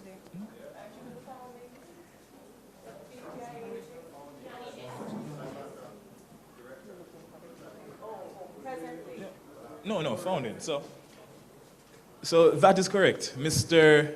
Yoni Epstein. And at this time, I would just like to take this time to congratulate Mr. Epstein on recently being awarded one of the most outstanding businessmen in Jamaica by the RJR Group.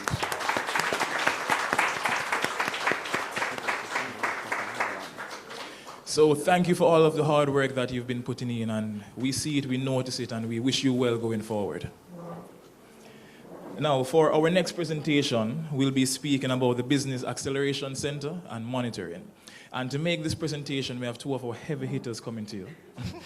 We have two senior directors, Mr. Ainsley Brown, who is the Senior Director of Regulation, Policy, Monitoring and Enforcement, and Ms. Lycia Grant, who is the Senior Director in charge of Business Partnership Support Services. Please help me make them welcome as they come. Okay.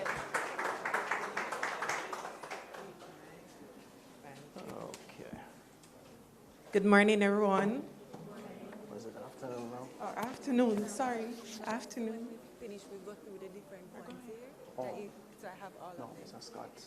We're just going to play a little video first before we get I'll started. write it down so I can Labor Group Federation.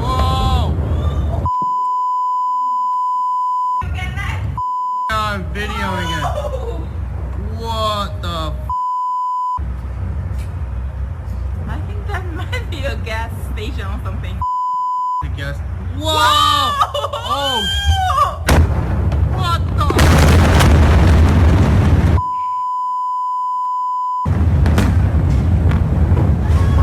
No!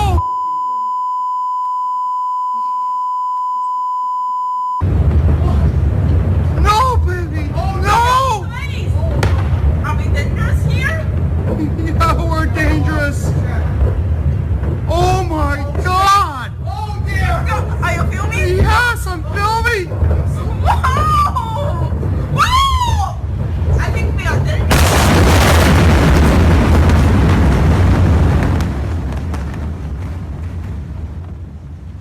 Let's go. Let's go down. Let's go.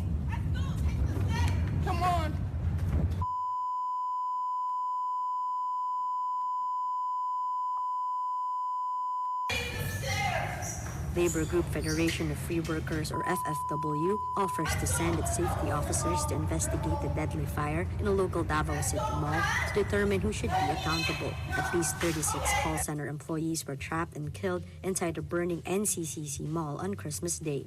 FFW is one of the country's labor groups calling for heads to roll over the preventable deaths, saying it is just one example of government negligence in maintaining safety standards in the workplace. Labor Welfare Group Institute for Occupational Health and Safety Development also joins the calls for an immediate investigation into the incident. Labor Secretary Silvestre Bello is urged to properly evaluate the performance of all DOLE inspectors in Davao City. The labor groups say the inspectors should have known that the mall didn't follow fire safety requirements if they conducted proper inspections. FFW says occupational safety in health and workplaces is part of Article 128 of the Labor Code. The Davao tragedy is the latest of the horrific fire tragedies that the country suffered in recent years. In 2015, a huge fire in Kentex Manufacturing Incorporated in Valenzuela City killed up to 71 workers. In February 2017, a huge fire at the House Technology Industries inside the Cavite Export Processing Zone also left many workers injured, while many were still reportedly unaccounted for. So sorry to be so graphic, but we had to make a point. And it's about monitoring and enforcement. The first video you saw was actually in Tianjin, China. And the result of that explosion resulted from simply lack of monitoring. 2 chemicals were stored in an area that they weren't supposed to be anywhere close together. And essentially they just combined, and that was the result. A bit dramatic, but these things do happen from time to time, and that's what we do not want to see happen in Jamaica.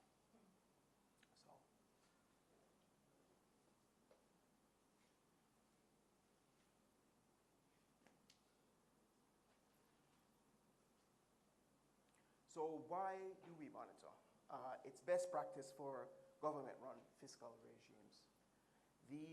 The regimes are, as you can see, with the SEs, that you get certain fiscal benefits. It's part of the government's push to be fiscally prudent.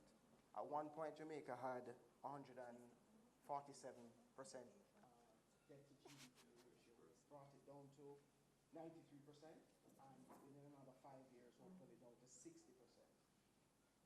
This is all part of being fiscally prudent. Transparency and accountability is a two-way street. We're in a partnership, right? We're not here to police things, as Chantal said before. We're going to hold you to account, and we expect you to hold us to account. We're also responsible, given it's a fiscal regime, over the people's money. So we have to keep an eye on who gets the fiscal regime or fiscal benefits and what we do with it. It's also about measuring effectiveness. We see several of the questions come out. Are we really being effective as an authority? Right? This type of feedback, we want to be data-driven. We don't want to hearsay, as you know, in Jamaica parlance. We want to be data-driven, facts-driven. We know what the issues are and then try to fix them. In addition, it's about future planning. We need to know what your needs are. If we don't know what those needs are, we cannot implement certain things or certain measures. And also knowing the problems before they happen, we can, analyze the data and see the issues coming up before they happen. And this is where aftercare services comes in. So I promised Ainsley and the team that I wouldn't be doing the good cop, bad cop, but Ainsley is really the good cop and I'm the better cop. Right? Why? Because I'm responsible for the Business Acceleration Center. But why Business Acceleration Center? The law states that we need to have a center established to manage and operate the coordination of activities within zones and also with government entities. It's also to ensure that you or SEZ companies are efficient and remain competitive within the zone. But not only that, we do believe that having aftercare services available is also best practice because it encourages loyalty and confidence in Jamaica and within the authority. But let's go a little bit further. With the Business Acceleration Center, we have our aftercare services, which we did a soft launch on, where we have decided that it's a way for us to connect the demand and supply for the different zones in the form of 1, workforce development, and 2, raw materials in emergency situations for our SEZ companies. We are also driven by data, because in order to make decisions or in order to assist you further, we will need to have information available on the standards that are being used in the different zones and also the resource availability. We are also aiming to ignite the mobilization of businesses by encouraging our SEZ companies to add value to the goods and services that they produce within the zones, and also to ignite the creation of other businesses within zones. And it's also a form of us just providing general support to the SEZ regime. If you have any complaints, any requests, or renewals, we're here to assist you with that. And how do we monitor? The first, well, it's not necessarily in order of priority, but the first one on the list is self-reporting. We have not launched that yet. We're about to launch that next month, which is a self-reporting instrument, and the objective is not the big stick. It's not a got you. It's about you being self-compliant. I personally don't want to be doing any sort of investigations or any sort of enforcement actions. I just want to get my reports, analyze them, everything is golden, and we see growth. You're growing, we're growing, and everybody is happy. Another one that we do is investigations, and this is done largely through site inspections. Chantal would have spoken about the right to access to the zones earlier on. And we do verifications with our other regulatory partners, such as JC and TAJ. You'll hear from both of them later on. But someone or another agency, you may not be thinking about, like the company's office. The company's office is actually mandated to check out beneficial owners. The act was changed, the Companies Act was changed in 2017 in order to meet our international obligations, or else Jamaica would have gotten blacklisted if we did not make that legislative change. We also conduct from time to time audits, and this is critical to operational excellence, and also feeds into the accountability and transparency aspect that I spoke about earlier. And finally, we have corrective actions. This is what we don't ever want to see. We don't want to see corrective actions. However, we're all human, and from time to time they will happen. Accept that. However, how we view it in the authority is, first we anticipate, then we alert, we prevent, we mitigate, we correct, and finally, only if absolutely necessary, we enforce. But we're not going to get to that point, because Business Acceleration Center is here to help you. Now, how do we intend to do that? We have some partnerships which we have already established with JCA, TAJ. They're here today to advise you further and also to prevent any interruption in our business activities. We're also in dialogue with other government entities such as NEPA, which we have had 3 success stories before of applicants who were previously denied. So even without the MOUs in place, we have communicated with NEPA and they've processed these applicants. We're also in dialogue with eGov. JAMPRO, we have an existing MOU with an NLA for further development of zones. We're also in the business of providing expedited services for permits, approvals, and certifications. Therefore, if it is that you wish to expand in your business activities, we're here to assist you in getting the requisite permits to allow you to expand in the quickest way possible. We're also here to provide pre-approved kits. We're heading towards being able to provide shovel-ready sites for future investment in the zones. We also have our concierge inquiry handling by our SASCA agents. Some of you would have been contacted before today about persons being assigned to assist them with issues such as complaints that you may have about processes that maybe the SEZ has in place, and also what is going on in zones. We also assist with requests, expansion requests in your product line, and also the renewal process. Now, earlier Chantal alluded, someone had asked a question with regards to the renewal process. We're here to assist you with that, and also to ensure that whenever you get to your renewal date, all the requisite permits are up to date, and therefore within a short amount of time, you will receive your certificate. Ainsley just reminded me that we're on the road to enabling automatic renewals. Therefore, there shouldn't be any disruption in your business. We're also here to provide information on the required support services for your different zones.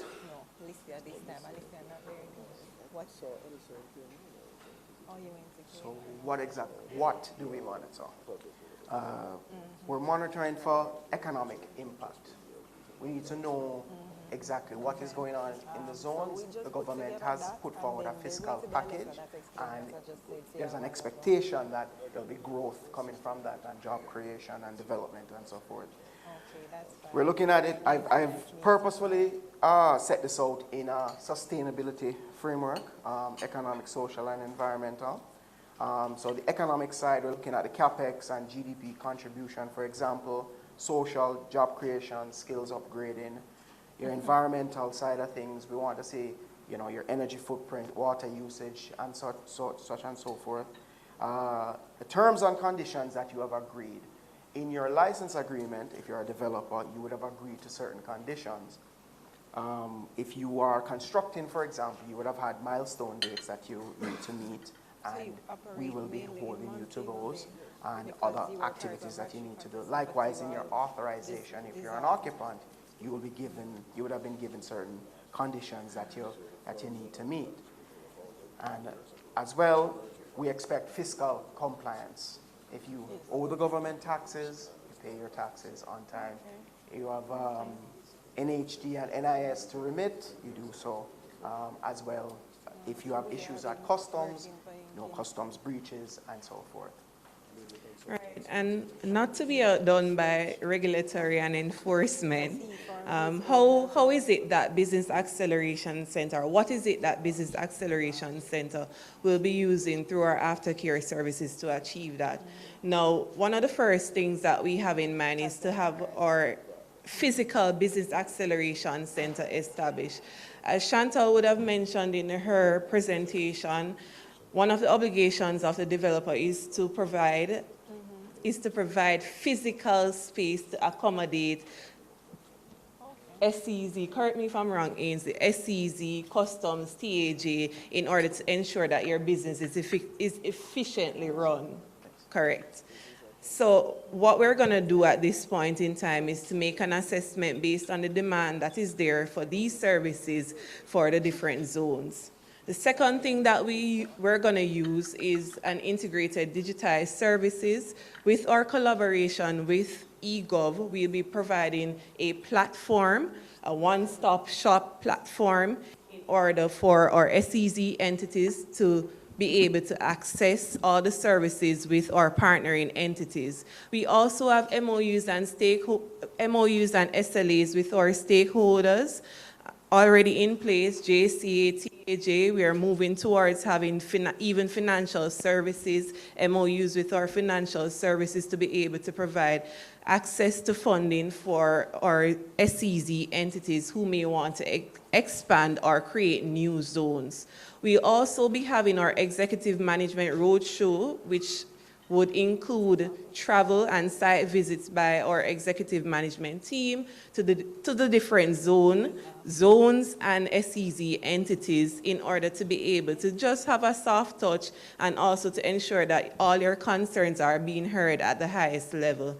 And finally, we'll be having our globalization audit, and it's just an assessment of the data that we've gathered regarding the intricacies of some of our larger zones and how it is that they are run. And just going forward, what are some of the type of industries that we are looking to attract to Jamaica. And this is not an exhaustive list, by the way, but a targeted approach. We've been looking at, we know what the prohibited industries are. Chantal spoke about those. But we're looking at what could we target realistically. And some of the priority industries, the global services sector, of course, we've seen that already in Montego Bay, you're thriving. Of course, you would have seen, and wish Yoni was still here, could speak to it, the global services project that's been undertaken or spearheaded by JAMPRO, where people are being upskilled and so forth.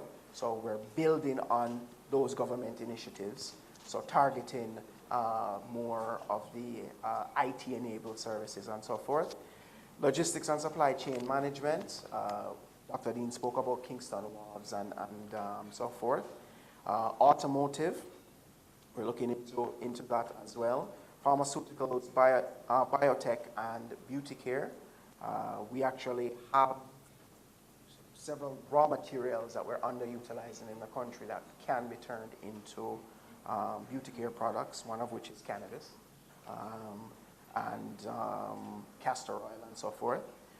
We're looking at the creative industries, very creative people, but we have created a structure in which they can truly thrive. And food and agrotechnology, we have some great agricultural lands in the country that we need to start utilizing. Electronics, we have Fargo. Fargo is still here? Yes. All right, so electronics and digital and ITC. That one is, in a sense, the hardware. When you're going into 4G and 5G, one of the simplest of things, and something that we often overlook, is antennas to enable Wi-Fi to work how we want it to work, spread across. Basic antennas, not the big sophisticated ones. Would love those too, but just the simple ones. That's a low-hanging fruit that we need to attract to the country and use it to grow our exports. Great. Well, in closing, I'd like us all, what we've considered in the SEZ authority is that these sensitization sessions are being our kumbaya moment. We know that there have been issues in the past as it relates to our service level and also being able to process applications in the most efficient manner. But moving forward, we have some exciting initiatives in place, and all that we're asking for is cooperation and communication in order for us to grow Jamaica into a sustainable economy. Any questions? Let me see if I can remember David's question and Linda's question. Okay. About the renewal and the renewal. So forth. If I recall, if you can repeat the question, if we can help you out.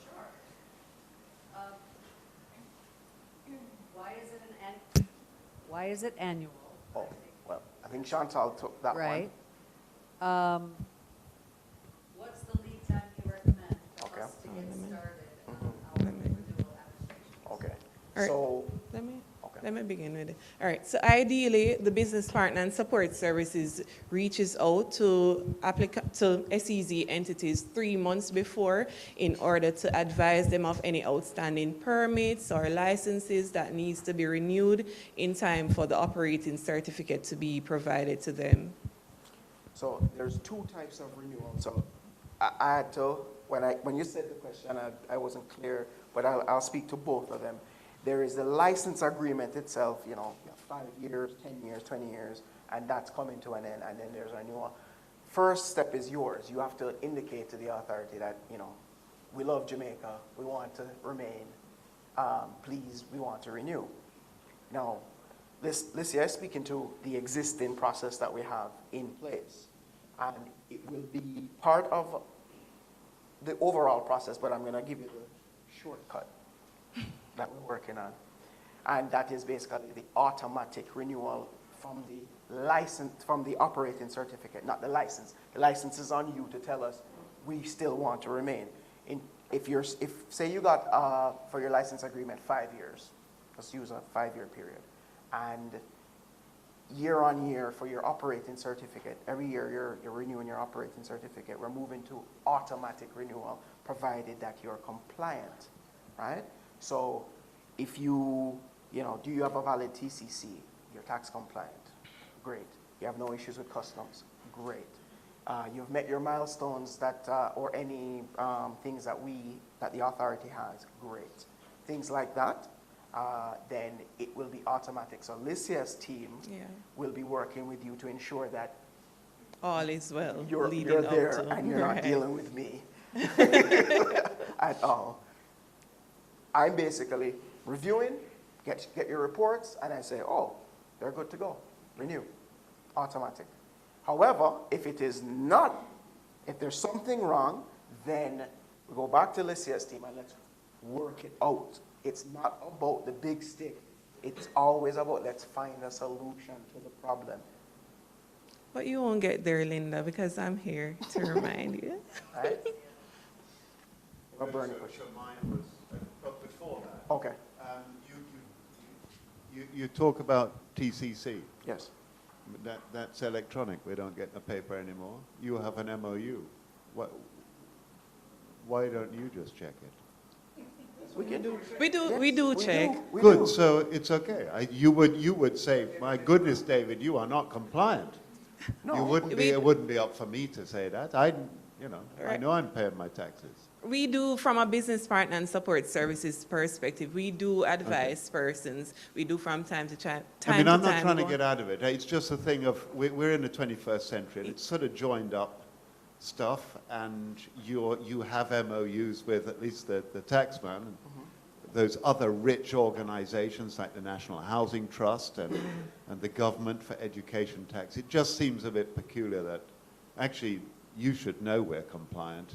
Part of your thing is if we're not compliant, you're putting your hat on and going, hello. You're dragging our reputation down as the SEZA authority. So my thing was the reports. The information given by the operator and then the information given by the developer. Right. So what we have done is that, yes, there's the occupant-developer relationship. You're correct. However, one of the things that we have separated is that when you report, the developer reports to us, and that comes to the authority. The occupant also reports to the authority. The occupant has a right, has a obligation to report to their developer. However, the developer so our reporting for the occupants is quarterly. A developer can demand monthly reports or just an annual report. That's that relationship, and we're trying to, as minimum, not to interfere in that relationship. The developer, what authority does the developer have to ask of me, the people the number of people I'm employing? Surely they only do that because they have a requirement to report to you. No, based on your sub-concession, they can seek certain information for their purposes. Where we, as the authority, we're not interfering in that relationship. That's a commercial. So they could say, I'm not asking you anything. Right. Oh, okay. I mean, it just seems as though, it take number of employees. I understand exactly why the SEZA needs that information. It's a KPI. Yeah. And I also understand why each developer does. It's a measure of success that they can do their PR on. Yeah. But it just seems, it's one piece of information in an online database that tags me, the operator, to the location, to the developer, to the business, this. Anyway, so thought for the future. I get exactly what you're saying. That, give it to us and it just disseminates right to the developer as well. We would love to do that, except we have found that occupants are a bit resistant to it. So we have found the least path to resistance is just to say, developer and occupant, you sort that out in your commercial relationship, and you have a regulatory responsibility to the authority. So we'll deal together, and you and the developer, you sort out that, whatever that is, and that's acceptable to the authority. How soon does reporting start? all being well or all being equal, that will start in April. So next month you should be getting, it's electronic, so we're not paper based. Are we going to see samples so we at least know what we're expecting at the day the report? Yes, but we need to finalize. You would have seen, well, some of you would have seen from the transition, before that you would have seen some of that form. It's based on that, but it's been modified based on the feedback that we've received from you and other bodies. The other question I think you had, Linda, was about if you're a developer or an occupant and you're in different locations, and what do you do? I don't want to get too much into conduits situation, but in terms of yes, you're one entity. Now, if you have 10 occupants and 2 developers, but it's the same entity, right? So the occupants can file together. All the occupants together, you just indicate that this is what I'm filing. Right? Identifying as one company. No, see, I'm trying to be accommodating actually. So if I were to go strictly by the law, it would say, no, you have to file in each individually. So I'm trying to find a way to accommodate. But you need the data from Kingston and St. Catherine and St. James because right. So you do need, there is some separation. They do need to There's some separation, yeah. Yes. It's whether they can roll it up. There's some separation. The challenge we have is the instrument wasn't designed in that way. It treated each thing as location specific. So if you're a developer here, occupant, we need to know what's going on in each zone. In the future, we can try to see how best we can accommodate that sort of reporting, but we do need to see what's going on in each location. So we have 3 applications in one tech park. And we're occupants. Can we just file one occupant report? In the same, we have to ensure that it is the same. All in the same tech park. Same like in Montego Bay, if they have 3 locations. In Montego Bay, yes, that's one. That's one. Okay. It's 2 certain. Yeah, but you see, that should happen. Sorry. No, sorry. I had a question right there. Just a follow-up.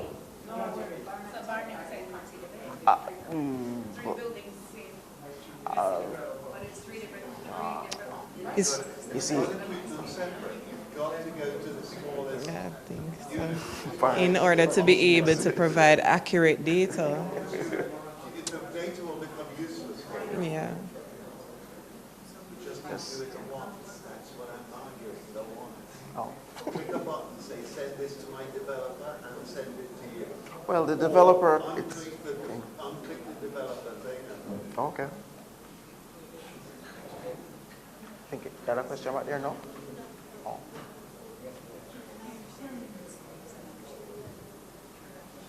Something's sorted. Discussions happening there, so I'll just let it finalize. So that addresses the matter? Yeah, Okay. we'll speak some more, Any Linda. other, back there, Roger.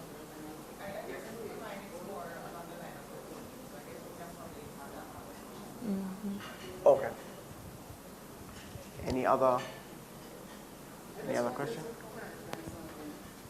If we're a developer, the Mobile Free Zone, and we have 2 companies, one operating at Barney Tech and one at the Free Zone, would they be required to complete 2 separate? Yes, you said 2 separate companies? No, it's the same company, but 2 Two separate developers, locations. 2 different developers. So they should basically complete. Yes. But if there's a company in a mobile free zone in 3 buildings, same That's one. developer. That's one. That's one, right. Same, because you're the same developer.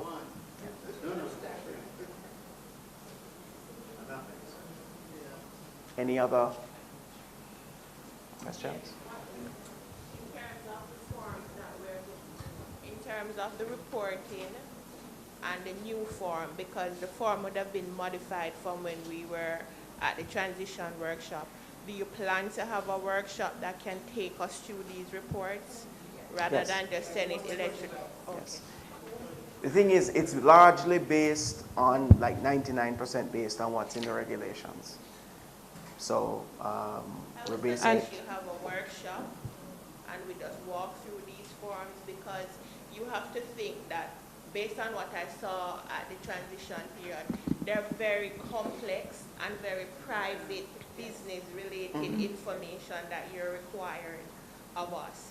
And some of us are leaders here in Jamaica, but we have directors and so overseas who recognize that this is a lot of information you're asking for. So I suggest you have some workshop, walk us through these forms before so we can dialogue with these persons overseas about this sensitive information that you're asking for. Yeah, and certainly, Sharon, we'll be having another session in the latter part of March, early April, that would seek to address a number of these queries between SEZ and all of the other regulatory bodies that you may have to deal with. Any other questions? All right. All right, thank you.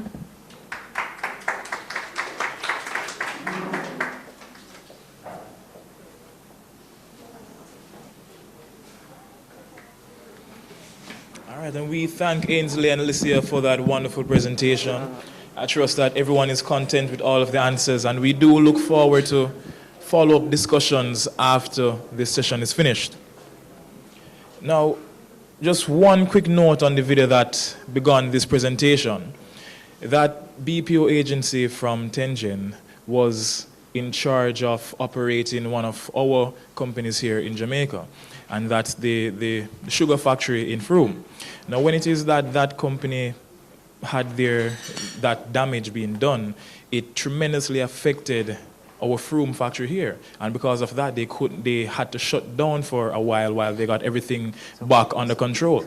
So I say this because while it is there far away, they have a huge impact. The BPO industry has a huge impact, and it affects the global logistics chain in that way. So we're working together, and we encourage everyone to put their best foot forward so that we can have what is best for Jamaica, and of course, best for the Caribbean and the world at large. So we're going to be taking a little break right now. So we have tea, juice, coffee at the back. We're going to have a 10-minute break, and then we'll come right back into our external presentations.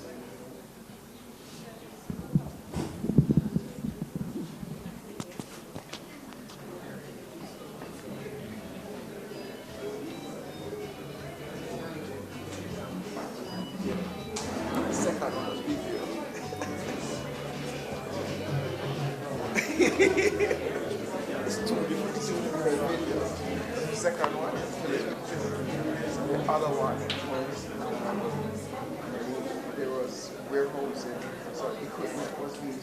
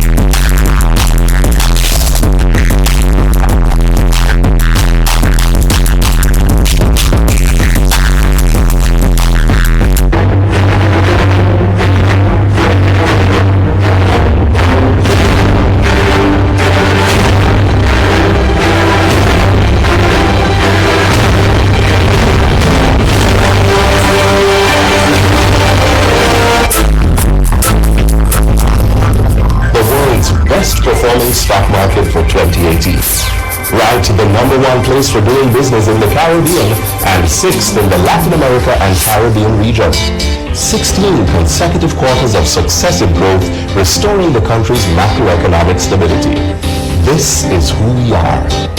Positioned to birth an ecosystem of special economic zones on approximately 3,900 hectares of land, augmenting our economic position with investments and job creation, and advancing our integration within the global logistics chain. Spearheaded by the Jamaica Special Economic Zone Authority, Jamaica is being positioned as a powerhouse in the areas of research and development, transport, trade, information technology, and environmental protection, where we have maximized our unique location by implementing alternative energy solutions, all at once nurturing the competitive business environment. We are future ready, and this is how we're getting there. We invite you to partner with us on this journey.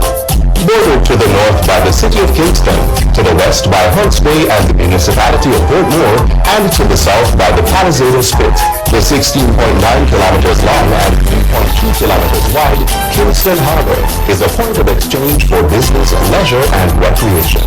A glance across is the Norman Manley International Airport, one of our gateways to the world, a meeting space of cultures, and the very first taste of our own. In unison with these is our expansive road network, with island-wide access points, a work of art, yet another indication of our intent to bolster our global capabilities. The Logistics Hub, a catalytic undertaking, interconnecting people, products, services, money, information, and sectors from all walks of life. Jamaica, a business paradise, the place of choice for the 7th staging of the World Free Zone Conference in 2021. Host city Montego Bay will be catering to over 2,000 attendees at the favored convention center that boasts architecturally smart facilities meeting international standards of comfort and convenience. Located on the cusp of the elegant corridor, the Montego Bay Convention Center stands just 10 kilometers from the leading tourism gateway to the island, the Sandstone International Airport. It is also parallel to the Hyatt Ziva Rose Hall, the resident hotel for the conference, and a diverse assortment of 5-star accommodations which features rooms, services, and food that meets every taste. This is a taste of our Jamaican sunshine, spotlighting our social shopping experience and entertainment offerings seasoned by island flavors. Jamaica, Jamaica is where it's at. The World Free Zone Conference 2021 will be to explore opportunities for doing business in Paris.